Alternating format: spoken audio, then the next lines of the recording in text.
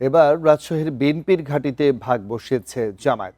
এই বিভাগের ৩৯টি আসনে বরাবরই দাপট ছিল বিএনপির, কিন্তু ত্রয়োদশ সংসদ নির্বাচনে জামায়াত জিতেছে ১১টি আসনে।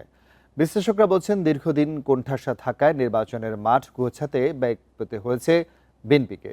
ফলে এখানে একক আধিপত্য হারিয়েছে এই দলটি। উত্তরাঞ্চলকে বলা হতো বিএনপি দুর্গ, এখানে এবার হানা দিয়েছে জামাত। ৩৯টি আসনের মধ্যে ২৮টি পেয়েছে বিএনপি, ১১টিতে জিতেছে জামাত।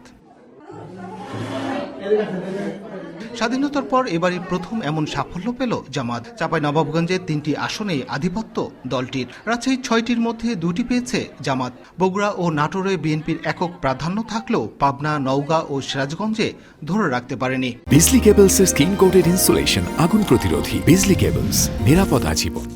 মানুষের ভুল আছে, মানুষের আইনের মধ্যে ভুল আছে। এই আইন যতদিন চলবে এর মধ্যে ভুল থাকবে, আর এই ভুলের কারণে জনগণের ভোগান্তি বাড়বে। কিন্তু আল্লাহর আইনের মধ্যে কোনো ভুল নাই। এটা যদি চালু হয়, ইনশাআল্লাহ দেশ, জাতি, সমাজ উপকৃত হবে। জনগণের রায় হচ্ছে সর্বশেষ এবং তাদের একে সম্মান দেখানো এর প্রত্যেকটি নাগরিকের দায়িত্ব। আর আগামী দিনে রাজনৈতিকভাবে দলকে আরও সুসংগঠিত করে ইনশাআল্লাহ আমরা চেষ্টা করব সব কিছু পুনরুদ্ধার করার।